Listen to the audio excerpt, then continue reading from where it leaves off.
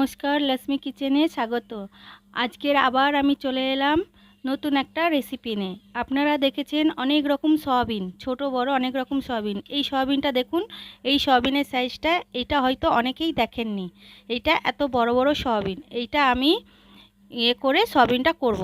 উপকরণগুলো বলে দিচ্ছি। প্রথমে আমি বলে দিচ্ছি ফোড়ন হচ্ছে গোটা জিরে, তেজপাতা, শুকনো লঙ্কা, এলাচ, লবঙ্গ, দালচিনি, আদা রসুনের পেস্ট, এদিকে টমেটো, ধনেপাতা কুচি, পেঁয়াজ কুচি। চলে এলাম এই সাইডে। আমি এবারে এইটা সয়াবিনটা একটু ফ্রাই করব। সয়াবিনটা আমি একটু ফ্রাই করব। বেসন নেব, বেসনটা আমি আড়াই চামচ নেব, আড়াই চামচের মতন বেসন নেব। কর্নফ্লাওয়ার নেব, আড়াই চামচের মতনই কর্নফ্লাওয়ার নেব।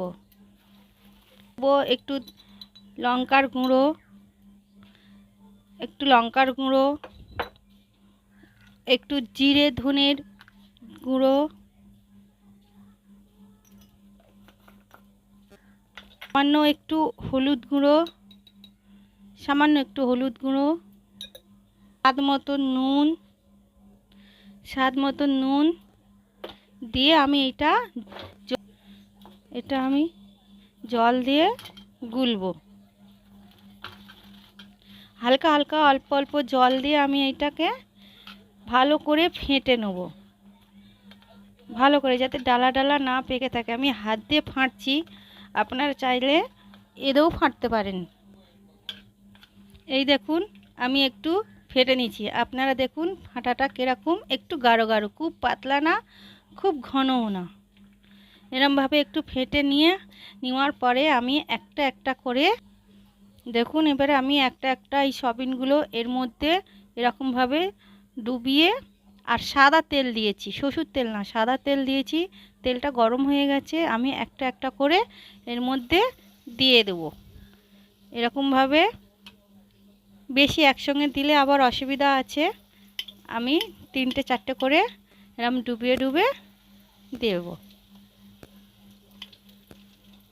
ভালো মচমচে হবে, আর সয়াবিনের সাইজটাও খুব বড়, খেতে খুব সুস্বাদু হবে। দেখুন বন্ধুরা, এটা হয়ে গেছে। ভালো করে একটু লাল লাল করে ভেজে দেখুন ভাজা ভাজা হয়ে গেছে। এটাকে আমি একটা একটা করে তুলে নেব। দেখুন কত সুন্দর মচমচে ভাজা হয়েছে। দেখুন দেখুন বন্ধুরা, মচমচে করে আমি সবগুলো ভেজে নিয়েছি। 10 পিস সয়াবিন নিয়েছিলাম, 10 পিসই আমি ভালো করে ফ্রাই করে নিয়েছি। এবার এর মধ্যে আমি সরষের তেল দেবো ফোড়নের জন্যে। একটু বেশি করেই দিলাম, একবারে পেঁয়াজটাও ফ্রাই হবে। দেখুন বন্ধুরা, তেল গরম হয়ে গেছে। আমি এর মধ্যে দেবো তেজপাতা, শুকনো লঙ্কা, গোটা জিরে, লবঙ্গ, এলাচ, লবঙ্গ, দালচিনি ফোড়নে দিয়ে ভালো করে এটা ভাজা ভাজা করব।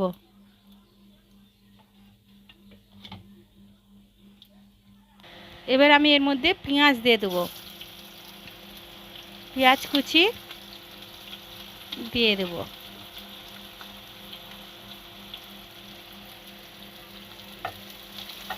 এটা ভালো করে আমি এটা ভাজবো, যাতে বাদামি কালার আসে, ব্রাউন কালার আসে।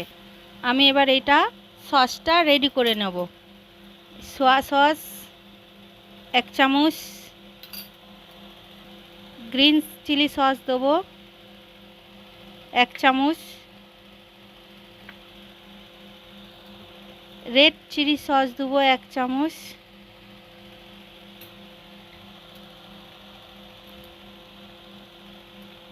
এক চামচ টমেটো সস দেবো। দিয়ে ভালো করে এটা মিশিয়ে আমি এটা রেডি করে রাখবো। এই দেখুন পেঁয়াজটা ভাজা ভাজা হয়ে গেছে, ব্রাউন কালার হয়ে গেছে। আমি এবার টমেটোটা এর মধ্যে দিয়ে দেবো, দিয়ে একটু নাড়াচাড়া করব। নাড়াচাড়া একটু ভালো মতনই নাড়াচাড়া করতে হবে, যাতে একটু ভালো করে এটা মানে নরম নরম হয়ে যায়। যা পরে আমি আদা রসুনের পেস্ট আমি দিয়ে দেবো 2 চামচের মতন, 2 চামচের মতন আদা রসুনের পেস্ট, লঙ্কার গুঁড়ো পরিমাণ মতন ঝাল যেরকম খাই। তারপর আমি দেবো হলুদের গুঁড়ো, তারপর আমি ধনে জিরে পাউডার, ধনে জিরের গুঁড়ো, পরিমাণ স্বাদ মতন নুন দেবো। আগে আমি দিয়েছিলাম একটু, এখন আরেকটু দেবো। দিয়ে এটাকে ভালো করে আমি নাড়াচাড়া করব। আর একটু জল দেবো, হালকা একটু জল দেবো। এটা এবারে আমি একটুখানি এইটা রেখে দেবো, ঢাকা দিয়ে আমি একটুখানি এইটা রেখে দেবো। দেখুন বন্ধুরা, অনেকটা হয়ে গেছে, প্রায় কমপ্লিটই হয়ে গেছে। আমি এর মধ্যে যে soya sauce, chilli sauce, red chilli সব দিয়েছিলাম, ওইটা আমি এর মধ্যে ঢেলে দেবো। ভালো করে ঢেলে দিলাম। আমি ভালো করে একটু নাড়াচাড়া করব। দেখুন একটু ভালো করে গ্রেভিটা হয়ে গেছে। হয়ে যাওয়ার পরে আমি এই ভাজার সয়াবিনগুলো আমি এর মধ্যে দিয়ে দেবো সব। দেখুন আমি এটা একটু নাড়াচাড়া করব, যাতে একটার উপরে একটা ভালো করে লেগে যায়। আমি এই বাটিতে আমি একটু কর্নফ্লাওয়ার গুলে রেখেছিলাম জল দিয়ে।